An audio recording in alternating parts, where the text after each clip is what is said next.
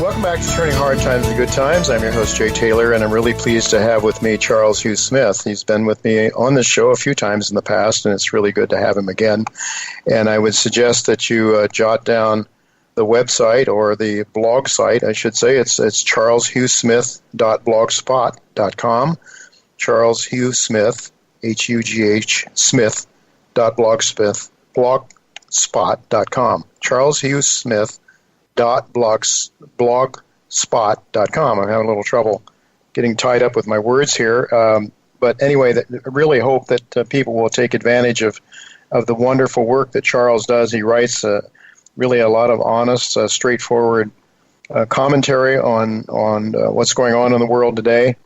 And I think we need more straight shooting instead of the kind of things or the sort of things that are run through a sieve or run through a blocking system that, there's certain things that you're supposed to hear and certain things that you're not supposed to hear.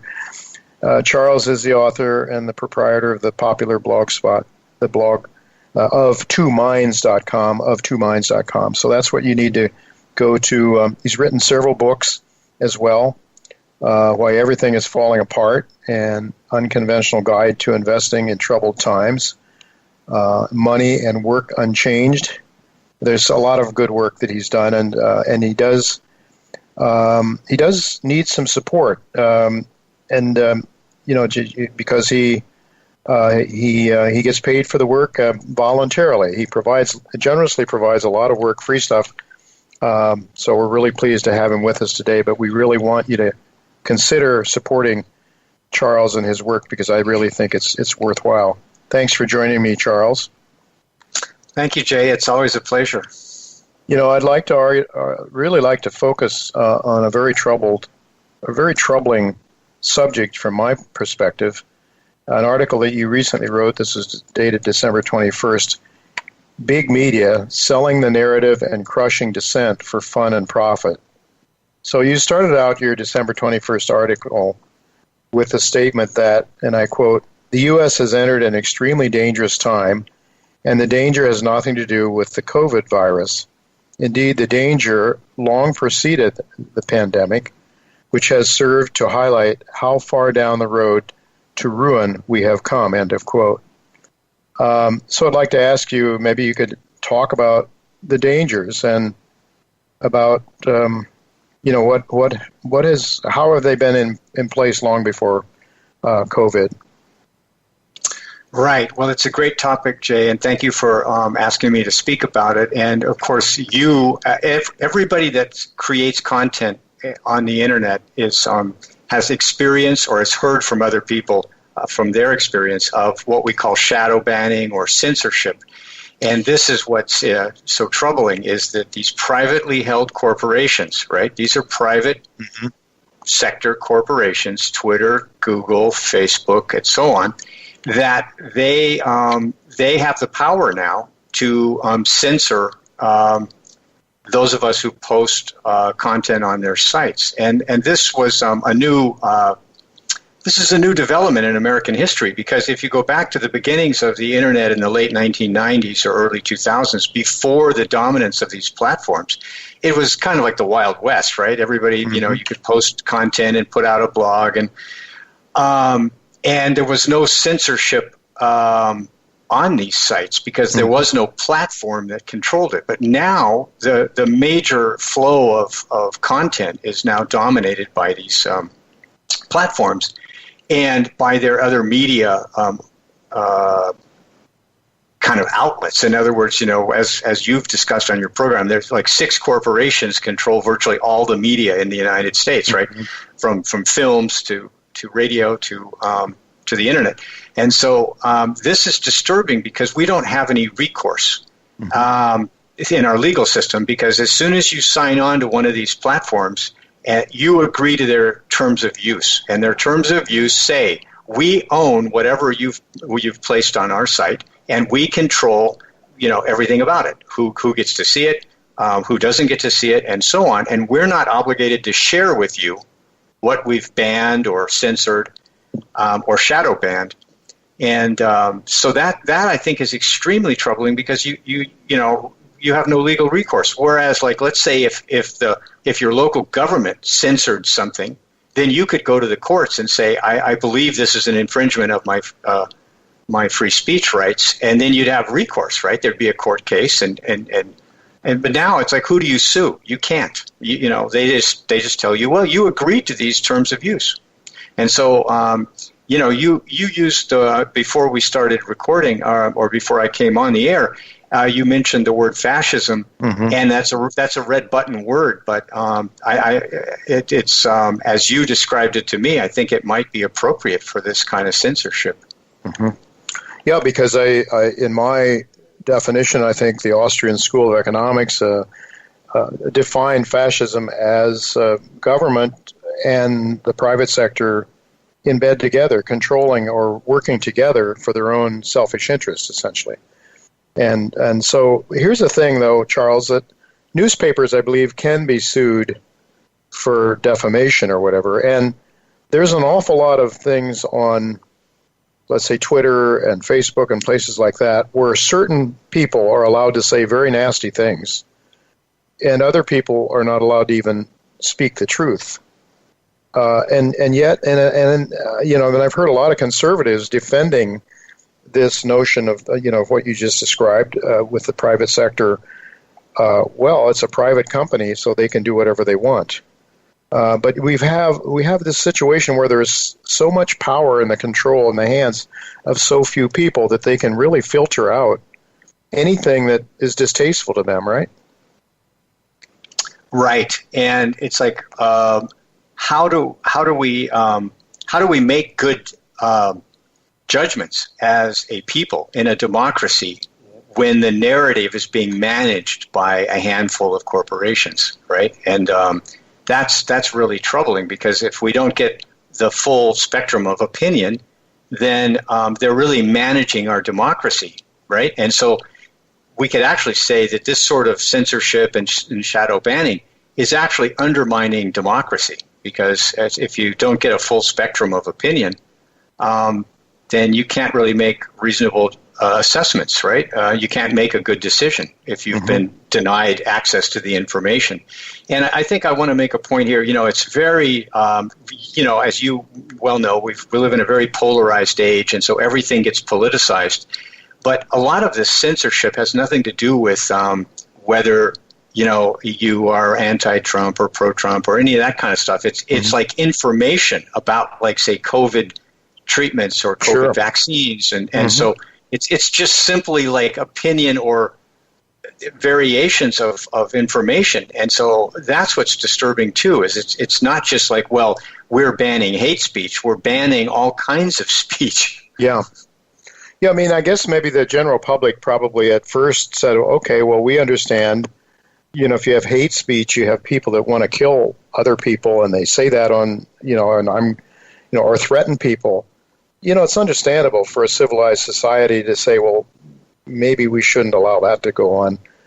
But the idea that, for example, on treatments, for example, that credible scientists have differed with the mainstream or with the CDC, for example, very well known up until now, at least until this COVID thing came along, would have been highly respected. But the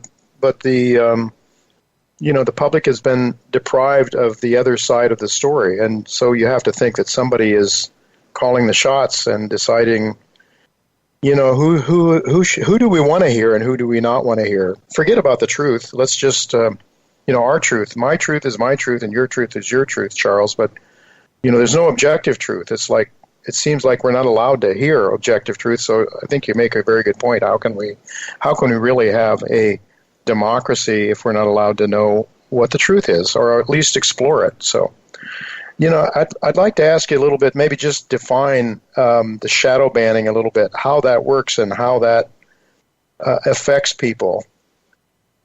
Right. I think that's a good topic, because we see that term, but what exactly does it mean? And what it means is that if say if you have a YouTube channel and you post a YouTube video, YouTube could bring it down. They could notify you, we are taking this off, the internet for this reason, right? And then you've been banned. But shadow banning is a little sneakier. What happens is Twitter, for example, in my experience, is you can go ahead and post a tweet, but you don't know that it's no longer visible to a huge percentage of your audience. And that if they try to retweet it, they're blocked. So in other words, it's like your tweet can't be distributed by other people. And so and Facebook's the same way. You can put a post on Facebook, but you have no idea who actually gets to see that. Because if you've been shadow banned, it's like you get to see it and maybe nobody else. And there's no way to know this. There's no disclosure required by these platforms. And if Google is also capable of shadow banning by deleting your ranking. In other words, you used to be on page 1. Well, now you're on page 20. Right? No one's going to see you. No. And why did that happen? Do you have any recourse? Can you? Is there a court within Google that will hear your case? No. It's impossible to even get through to contact anybody in these platforms. So that's where shadow banning is so insidious. And I think you could even use the word toxic, because the control of who gets to see things and who gets to follow your links or if you can retweet. And so I guess I should say that there are, in response to this, there are the growth of platforms that people are going to that are not dominant and therefore are more open. Now I don't know whether that's also hard to assess too. Yeah, I wonder. I mean, for example, Glenn Greenwald, who is more of I'd say a moderate, let's say a moderate Democrat probably, or at least somebody who's not a mainstream Democrat now anyway, since Snowden and the Snowden event and Julian Assange and some of those people. And I mean, what he has started his own show, and I think he's on a different platform. Do you know anything about that? And in a way that maybe he is free of, or at least hopes he's free of some of these other censorships? Right. I forget the name of the platform he's on. Might be Slack or another one. But and as you alluded to when you very kindly asked your audience to support my work, what happens is also when your YouTube channel is shadow banned or deleted, then you lose the income that you used to get from ads on that. And so they call it demonetization. In other words, when your content gets pulled from the platform, you lose all the income stream that you had once had from ads and so on. And so now it's authors like Greenwald and people like me, we use like Patreon, or we go directly to the readers and say, please give us $1 a month or something like that. And so that's a positive development, because the readership can support the authors or the content creators directly. They don't have to go through. But it does require the sacrifice of taking your hard-earned money and giving it to content creators that you admire or favor or believe are creating value. Well, but that's a free market. I mean, that's right. You get what you pay for. If you want something for free, you're going to get a lot of things that other people are going to give that information for an ulterior motive that you may not be aware of. So I'm just wondering how this whole concentration of power in the hands of the few, how did it come about? And I mean, I have some ideas about it. I think it has a lot to do with the monetary system and the creation of money out of nothing. And when the governments are involved, obviously people that are attached to government or to the feeding trough of the Federal Reserve are advantaged to those compared to those that aren't that close to the new money being created. But do you have any ideas? Because this concentration of power is something of both political parties. Well, certain members of both political parties. I'm afraid that both political parties are probably slopping around with the rest of the pigs in the swamp. But do you think there's any chance that some of these things could be corrected? That we had the antitrust things that took place in the 1930s, and do you think there's any chance that there may be a political solution from the top down, or do you think that the people at the top are so much entwined in this sewage that nothing will be taken care of? Jay, I think you've did a great job encapsulating really the core issue going forward in terms of American democracy. And I think I totally agree with you. And we can just, I'll try to speak to it very quickly. What you talked about, it's the financial system that created this concentration of power. And the way it did it was huge corporations and financiers have basically unlimited access to cheap credit. So, if you and I want to go borrow, $300 million, we're not going to get it. But if you're a corporation, the sky's the limit. We can just float your bonds and we'll take a big cut, meaning Goldman Sachs or one of the big Wall Street firms. And so if you have this kind of cheap credit, then it gives you the power to go out and buy up another media company. And so then that's how you only get 6 corporations own virtually all the media. And then the same thing with the banks, right? There used to be, and you've probably seen these charts or maybe directed your listeners to them, where there used to be like 40 or 50 large diversified banks. And now there's like 5. And they've become so central to the financial system that now they're, quote, too big to fail. Right? So now the government bails them out. And so, but it all starts with access to unlimited credit created by the Federal Reserve. And in terms of antitrust, I totally agree with you that we had successful antitrust in the early 1900s against the oil, the Rockefeller Trust and other large concentrations of power. Now the question is, can we do that with big tech and big corporate power? And it was a little easier, I think, to say when it was oil or a commodity, that you could say, okay, who controls the pricing and so on. Where like with the platforms, it's new ground. Like the legal experts are really going to have to go through this and go, how do we break up or limit the power of these platforms? And so it's a challenge because, as you say, we don't want to say private companies don't have the right to do their business, in response to the market and so on.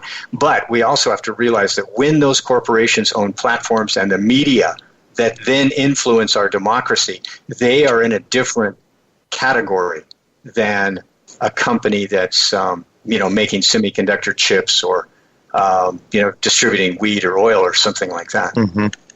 Yeah, and I just wonder if the people in the Senate, our senators and elected officials at the higher levels of government are not so compromised that there just aren't enough of them that are in agreement with fixing the problem. I just wonder about that because obviously, money seems to finance huge campaign expenditures. I think I heard down there in the one that's coming up, the runoffs down there in Georgia, that each of the Democrat candidates have raised $100 million.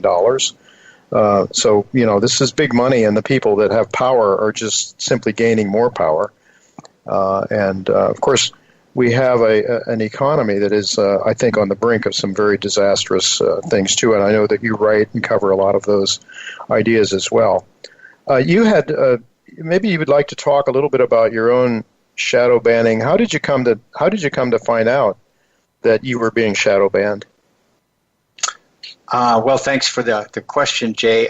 What happened was it was in the run-up to the 2016 election, and I posted a few things. I'm not really a political writer. I'm more like finance, but I posted a few things questioning Hillary Clinton's campaign and certain issues that were present at that time. And then I got put on this list by some shadow company or organization which had no board of directors, nothing public. It was just like a shell. And it listed a bunch of us bloggers and people who'd written things that were against the narrative, which was that it was Hillary's basically crowning, that she deserved the presidency for whatever reason, and you shouldn't question that.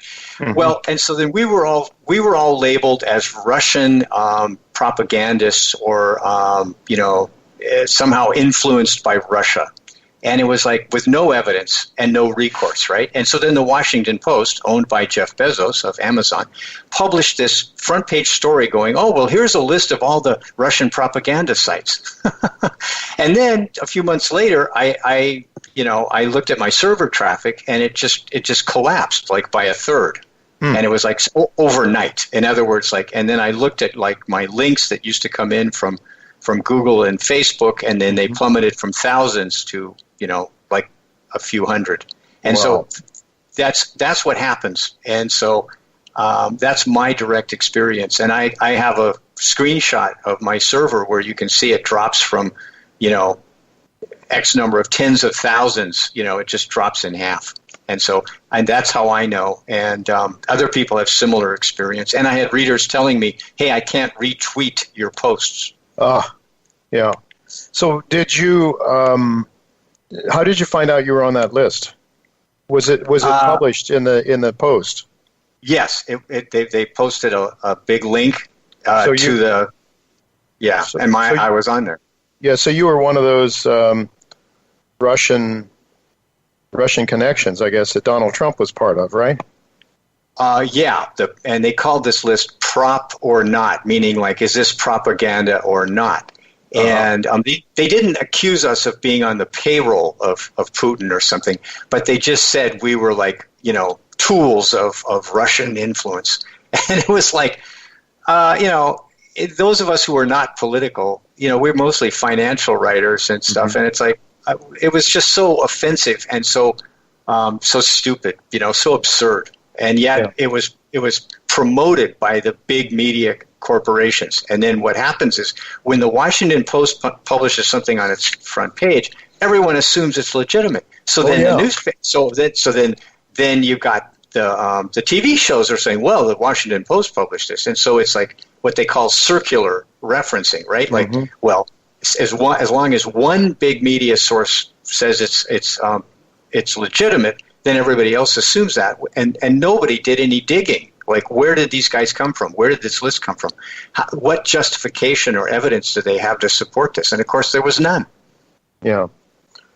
Well, of course, if you pop up on the Washington Post, the New York Times, or one of those places, most people assume it's legit. And I guess at one time maybe that was more true, but some of these major newspapers have had their issues. If people only knew the story that the New York Times suppressed about the Ukraine, and a recent movie just came out, I think it was Mr. Jones or something like that, a reporter, where Stalin was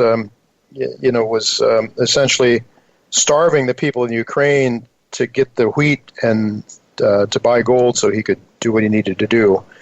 That was a New York Times suppression, actually, that won a Pulitzer Prize. So these things happen, and these people are not the gods that they're made out to be, I'm afraid. So I just wonder, to what extent, I just hope somehow, you talk about the possibility of the pendulum swinging back. Is that wishful thinking, or, the pendulum does eventually swing back. It took 70 years, however, for the pendulum to swing in Russia, the Soviet Union, with all the misery and suffering and totalitarian control and poverty that resulted from a socialist communist system. Is that what we're looking at here? Well, that's a great topic, and of course we're speculating, but what we can kind of, I think, guess or forecast is time is compressed now. Everything happens much faster now, and so, entire industries, are born in a few years and become dominant, and so it may be that the political sort of glacier is speeding up as well, and I am hopeful that we've seen things like the anti-Wall Street movement, and there have been these sort of populist movements, and it may take something where somebody organizes a new political party, for example, and and then suddenly they start winning elections. Mm-hmm. It may be something like that, where people just simply abandon the as you say, the swamp creatures. Yeah. And that hasn't happened yet, but I think it could happen. And if people feel like their interests are going to be served by a new party much better than the existing parties, they will flock to it, and it could become a very powerful movement very quickly. So that's one possibility. Mm-hmm. Well, we can only hope, and we can only hope that the votes are counted properly. There seems to be some question about that, at least not from Democrats so much as from some Republicans. I don't know what the truth is on that, but the point is that there is a lot of concern, and seems to be some legitimate concern, but whatever. So I just wanted to mention also, you in your article you talked about you have done a video with Gordon Long with about a minute left. Would you care to just talk about that? Yeah, that was our attempt to shed some light on this concentration of power that you mentioned in the media and the consequences of that for our democracy. In other words, it's very destructive when all the power and money are held in the hands of a few. I mean, that's what we call neo-feudalism, right? Mm-hmm, and sure. Democracy is based on what Winston Churchill said, which is trust the people. And so you got to give the people free access to the information, and then you trust them to make good decisions. And we're getting away from that. Can you tell people where they could see that video? Is it still available? Yeah, it hasn't been banned. And I guess the best way is to just go to my website, either the Blogspot one you mentioned or up2minds.com, and just scroll down to pick up that link on the December 21st article. Excellent. Well, I hope our listeners will do that and also follow your work on a regular basis, Charles, because it's excellent work. It's insightful, and it's not something you hear from everybody. You always have your own ideas of two minds, very, very worthwhile. So thank you so much for being with us, Charles, and I wish you all the best. Thank you so much, Jay. I really appreciate it. You're welcome.